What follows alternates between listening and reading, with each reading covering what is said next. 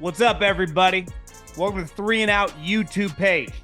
I'm John Middlekauff, and we are talking football all day, every day. Make sure you subscribe, like the video, share it with your friends.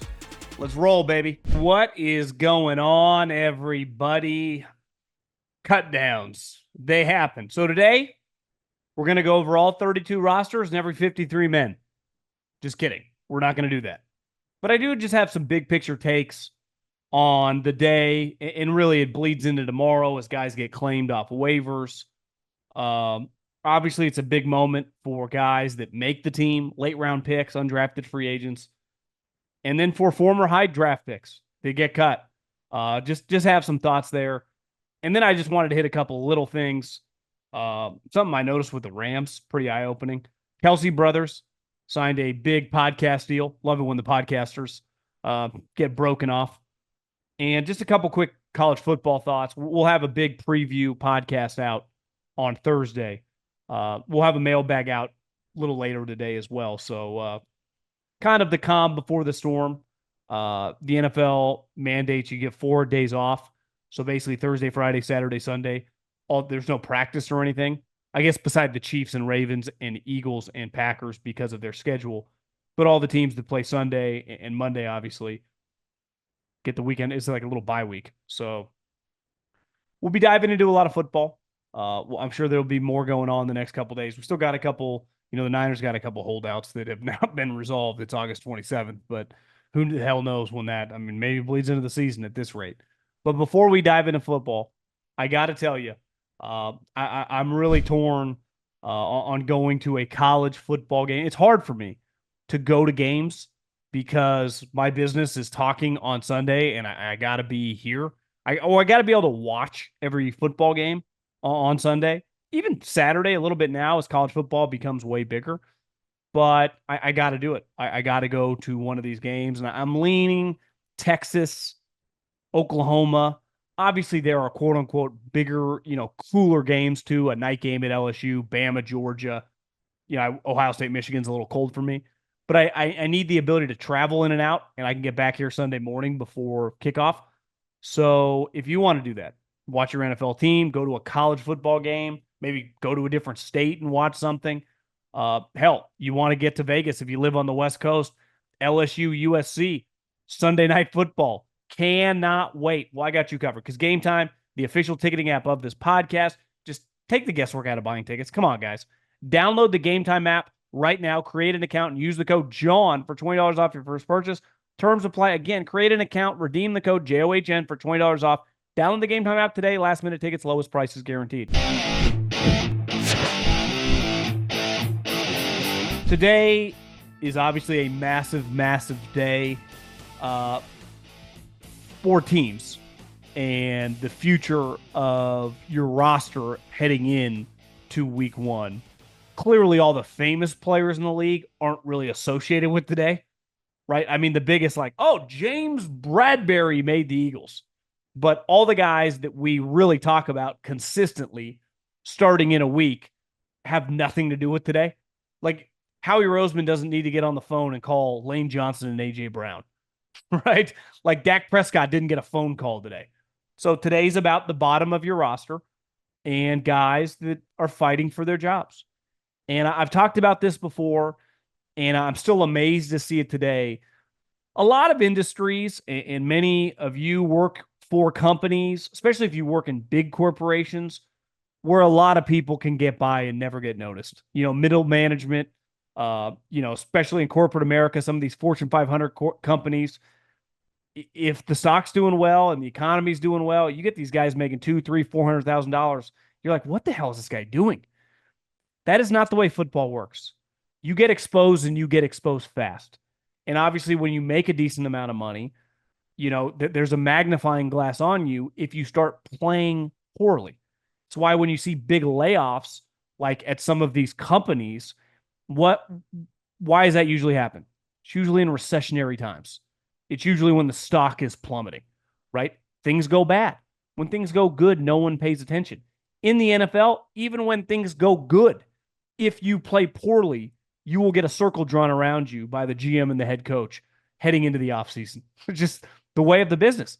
And it's because so much cheap labor comes into the sport every single year, right? We'll talk about the Rams. They kept 5 undrafted free agents. That means 5 guys not even making a total of $1 million. Now, over the next couple days, one of those guys could get cut.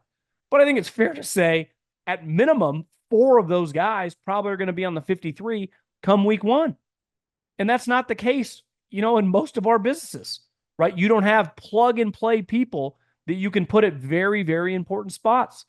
That happens in football. And it's why everyone's kind of on eggshells once training camp starts, because, the coaches are on your ass and they're evaluating you on a daily. That's not just on the practice field. That's in the meeting. That's how you act. That's how you treat people. Like, it's all factored in. Now, clearly, if you're good enough, some of that other stuff means a little less. But for anyone on the bubble, every step you take throughout the day, people are watching and people are judging. And I've said this forever. The craziest part about the NFL, if you're a first round pick, you're on scholarship for a couple of years, partly because of your money and partly because of just they invested a lot of capital. If I use the 16th pick on you, that was really valuable because I could have used that 16th pick, trade back, acquire more picks. That's worth a lot to my organization. And historically, second day picks are really valuable too, because you can get high-end Pro Bowl, Hall of Fame level players for cheap contracts. It's why teams, whenever they talk, I was watching the Eagles press conference and Howie was like, I know we swapped picks, essentially, we gave a third, they gave a fifth, but it was still hard to give up a second day pick for a former first round pick. But we did it at the end of the day. And GMs, I don't care what press conference you're listening to or watching, they always talk about the second day picks because they view they can get starters making $1 million. And anytime you get multiple starters making $1 million, it's easier to build your team. But I remember, I'm going to use this example. A couple years ago, I think it was 2022, I was at an OTA practice, 49ers. And me and Guy Haberman, who's going to be working for Big Ten Network, he's calling the Oregon game this week, we were on the sideline bullshitting with John Lynch. And this is the year after they had traded for Trey Lance. So they didn't have first-round picks. So their third-round picks were really, really valuable to them. And I remember we were talking to him how excited he was about Danny Gray and Ty Davis-Price. Danny Gray was a wide receiver out of SMU, and Ty Davis-Price was a running back out of LSU. And they were excited, rightfully so. I remember texting a buddy that did the area in Texas. He's like, I like Danny Gray a lot. And he could run, he could stretch the field, he could break tackles. Ty Davis-Price ran, I think, game against Florida. He had 400 yards, big physical back. It's might be able to get a guy that'd be your second or third running back and a guy that could eventually be your third wide receiver behind Brandon Ayuk and Dabo Samuel. Then within less than 6 months, it was pretty clear that Ty Davis-Price had been lapped by their 6th-round pick, Elijah Mitchell, who's now an injured reserve and kind of irrelevant, and an undrafted free agent, Jordan Mason, who's now the 49ers backup. And Danny Gray, immediately the 7th rounder, who's kind of coming into his own, Jawan Jennings, kind of became a staple. And what happened? 2 years later, Ty Davis-Price was cut, ended up on the Eagles, was cut again today. And Danny Gray, a guy that was drafted ahead of him, I think picked 90-something, was cut today. And every single year, if you don't establish yourself as a starter, you are in trouble. If you are not a first-round pick, the talent that comes in on a yearly basis in every round and after the draft with undrafted free agents are coming for your jobs. And I really don't believe there's any industry quite like this. Now, it pays a lot. And obviously, if you become a good player, it is extremely lucrative. You can make money on and off the field. There are a lot of benefits. And we talk a lot about those guys.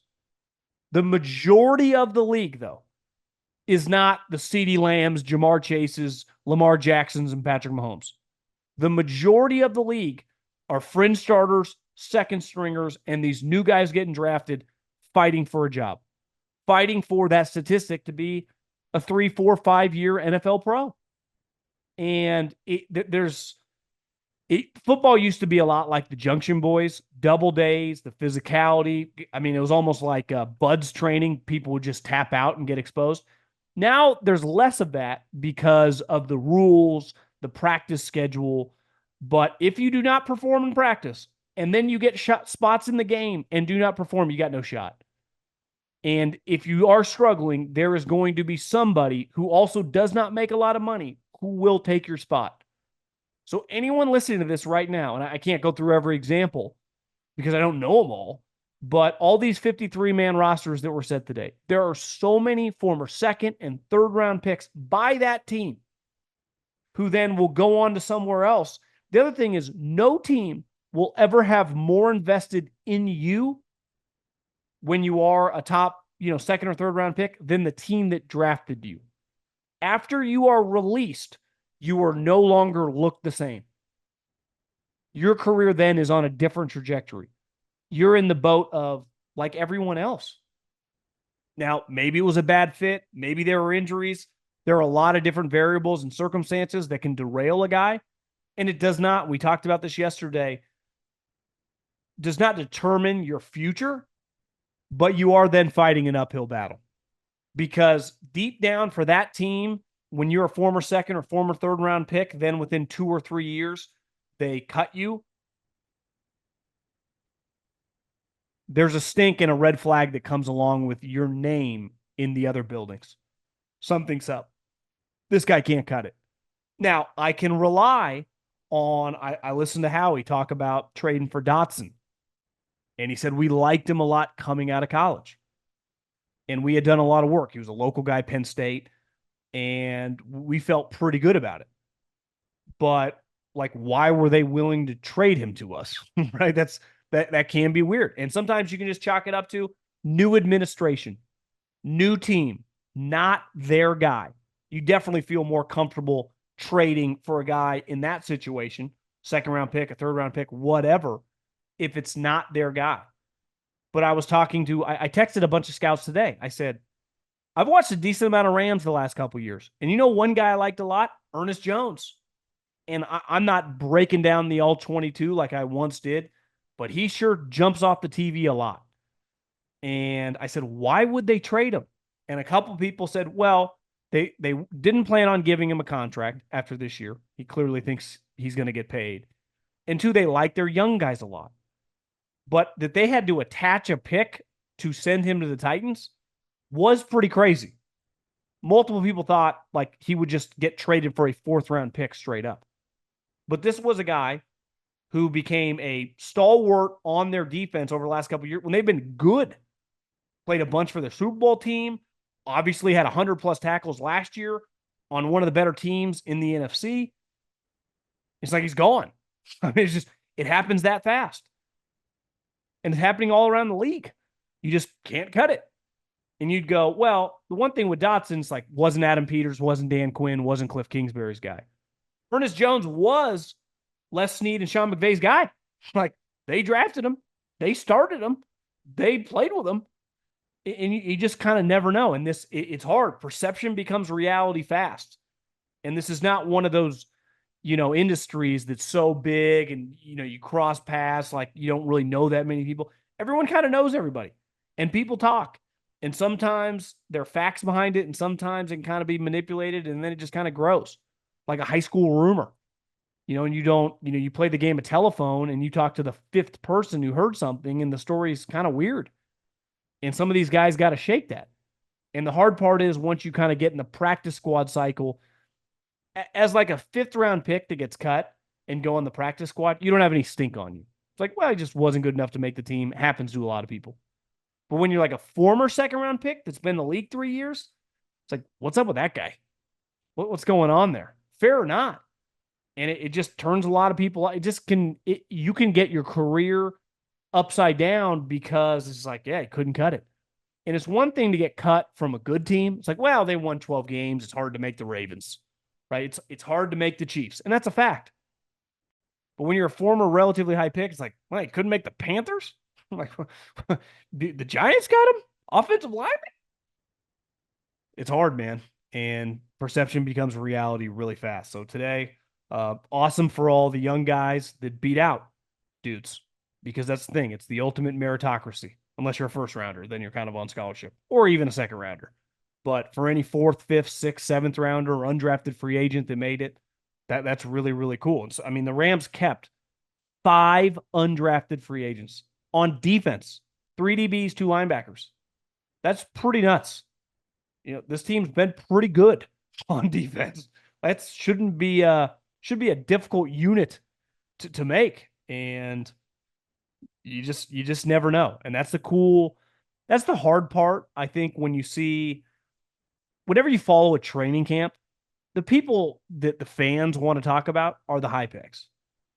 And then all of a sudden, that guy's not playing and some undrafted free agent is. It's why I never, when I was going to training camps a lot, like get super excited about like a third or fourth rounder. Because when the season comes, that guy can be completely irrelevant, and some undrafted free agent out of Georgia Tech or out of Washington State is like a special teamer who becomes a starter by the middle of the season. It happens all the time. Maybe he's just more mature. Maybe he understands the defense more. Maybe he just fell because there were some injury concerns, or he ran a slow 40, or was injured his senior year. I mean, there's just the quantity of guys every year that come into football is unlike these other sports.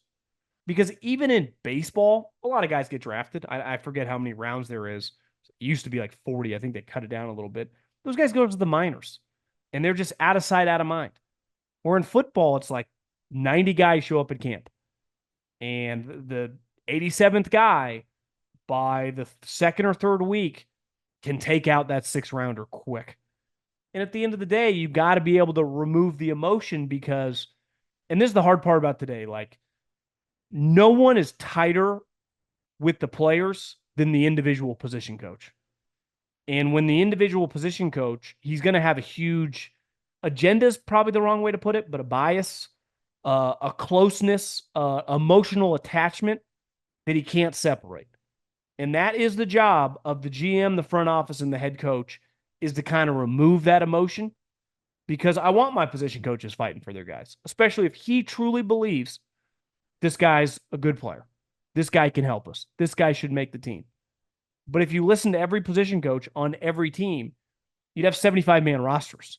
So you got to make tough decisions, and you kind of got to drop the hammer. And something else Howie said today in his press conference, like, yeah, we didn't agree on every player. And then Sirianni chimed in. He's like, yeah, position coaches get very emotional, as they should. And that happens all around the NFL. It's why, I mean, Belichick's the greatest of all time. There is no emotion. He did not give a shit. It's why the good coaches really rely on their GM. Like, you be the swing vote here, because this position coach is pounding the table for this guy. It's like, listen, we like him. We easily can get him to the practice squad. It's more important for us to not keep this whatever extra linebacker and keep this extra offensive lineman, because this guy's way more likely to get claimed if we put him through waivers. And those guys just don't understand that. That's not their job, to be a master in that part of the business. Who's going to get claimed? How many claimable offensive linemen? Because the one thing, if you have an offensive lineman that can play a little bit and has like any fringe 53-man ability right now, and you put him on the waivers, I'd say there's like a 90% chance he'd get claimed. Everyone listening, whoever your team is, there is not a team in the league, from the Super Bowl champs to the shittiest team, that can't use offensive line help. Obviously, pass rushers, no one's given up anymore, but offensive linemen can be tricky. It's like, if this guy's showing out in the preseason, other teams are going to be interested, especially it's like, well, this guy can play guard and tackle. This guy can play both guard spots, and he played center in college. This guy started games before at right tackle and left guard. It's like, damn, that brings a lot of value to the table in a league that's just desperate for offensive linemen. So you got to be very careful about that. And sometimes, like, your DB coach is screaming, it's like, guys, we can find backup safeties. I can find a slot receiver. I can find, there's a million running backs out there. I can't find a guard that if week 2 I need to be my starter, like offensive linemen, we're keeping an extra one. It's why I think you see teams like, I think I saw the Packers kept 10 offensive linemen, which is pretty crazy, but don't blame them. If you're gonna overkeep a position, you do that. We had the appetizer last week. Now it's time to feast. College football is back. Don't miss any of the action. Jump into DraftKings Sportsbook. It's a full slate of games for week 1, including the big matchup in Atlanta between the preseason number 1 and number 16. It's going to be the DraftKings biggest college football season to date. Enjoy the ride, now all the way through the extended playoffs. Plus, all newbies getting into the college spirit, here's something extra special. New DraftKings customers, bet $5 to get $200 in bonus bets instantly. Score big with DraftKings all college football season long. Download the DraftKings Sportsbook app now and use the code JOHN. That's code JOHN for new customers to get $200 in bonus bets when you bet just $5. Only on DraftKings, the crown is yours. The Kelce brothers. One of the greatest meteoric rises you'll ever see in the media entertainment space. Call her daddy, who Alex Cooper is just a rock star. I mean, she's made $60 million. She just signed another $120 million. I remember when that show first started and they were going viral. You had to turn it on, check out what they were doing. And I mean, it was pretty entertaining at first. You're like, I've never heard anything quite like this. It was clear right away that like this other chick is pretty worthless. And then she obviously ended up making Sophia with an F one of the worst business decisions in the history of humanity. I mean, but I think the cream usually rises, and it was meant to happen that Alex would have kicked her to the side. She's a solo act, right? And she became right there next to Joe Rogan as someone doing 10+ million listens an episode. I mean, that's fucking insane. The Kelce brothers are this like incredible combo. And let's face it, they really took off 2 years ago when they started their podcast. They ended up both in the Super Bowl. I mean, it was the perfect storm. They do one podcast a week, right? One of the biggest sports podcasts, pardon my take, does 3 like 2.5-hour podcasts a week. So the Kelce brothers do one podcast a week. And, I've seen some that are well under 2 hours. So could be wrong there. I haven't looked in a long time. They're both very relatable humans. Travis, not as much now because he's dating the most famous, probably female on the planet. But Jason feels like an everyman. Travis had that vibe for a long period of time with a little like coolness factor. They played in the Super Bowl. They parlayed that into just a lot of people paying attention. Then Travis started dating Taylor Swift. It's just a good life lesson. Whenever you get an opportunity to strike while the iron's hot, you got to do it because you never know. There have been a lot of athletes that have tried podcasting and are trying it currently that are just never going to be big. And these guys, I think most people would have thought when they made it, it'd be kind of entertaining. Sign a $100 million contract. Now, is it really worth that? I talked to someone in the space that said, I don't know how any company could even break even given the quantity of content they're producing. Now, maybe that changes. Jason's now retired. Maybe he starts doing stuff for Amazon because that's technically the parent company that owns Wondery. But props to those guys because that's freaking awesome. They've been a rocket ship operation. There's no question about it. And I saw that one thing's going to be pretty clear heading into this weekend with college football. 5 million people watched Florida State, Georgia Tech. It was the most watched, I heard McAfee say this, week 0 game in the history of week 0 games. Now, if I remember correctly, there have been some bad week 0 games. But regardless, I think college football this year is going to do massive numbers. My Fresno State Bulldogs play Michigan on Saturday night. NBC. I'm on a text chain with a bunch of guys that live in Fresno. A couple guys played there.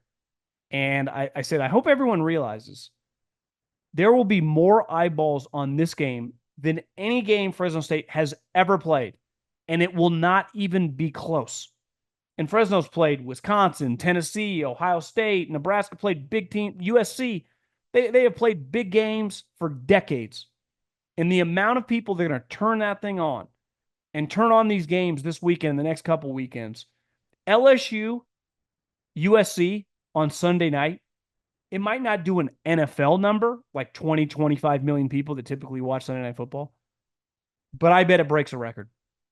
And listen, people ask me all the time, like, do you play fantasy? And it's like, I never really got into fantasy. I respect it, and I know how big it is, but I gamble. That's kind of what I do. And clearly now, with the ability for more people to dabble in that space, and I get turned off a little bit by all these media guys talking about gambling. Like, have you really been gambling? Or are you just doing it now for the money? Like some of us, it's in our blood. I started sneaking into a casino when I was like 15, 16 years old, Cache Creek, Northern California. I love it. I like the juice. And so does anyone listening to this. If you like to gamble, you just kind of get that itch. But a lot of people talk about it now, and you can tell like this guy wouldn't bet a fucking dollar on a game. But a lot of people will. It's why Michael Jordan resonates with us, unlike LeBron, because we can relate. He's got gambling problems, likes to booze, likes to smoke cigars. It's like a lot of people I know. Michael's my GOAT, always will be, always has been. That'll never change. Just because I think his relatability, and every time you hear a story, it's about him gambling on the golf course, drinking booze. Shit, I'd like to hang out with this guy. But I think the gambling element, the NFL has always had it. The NFL was just bigger than college football. It's just in bigger cities. But now that it's kind of made its way to college football on just this national level, that you get people in these urban areas that might not care that much about college football betting on the games. And we better buckle up because it's going to be big. And that's why I wanted to hit on three things really quick as we head into this college football season that I feel pretty strongly about. First and foremost, I root for West Coast teams. I was a Pac-12 homer. I want, like, when USC was awesome, it was sweet. It was fun. I'm not anti-USC, but I think they're going to stink this year. I think they are a 6-7 win team. They're going to be way worse at quarterback. How could they not be, losing Caleb Williams? And I've said this for a while now, I don't think it's a fit.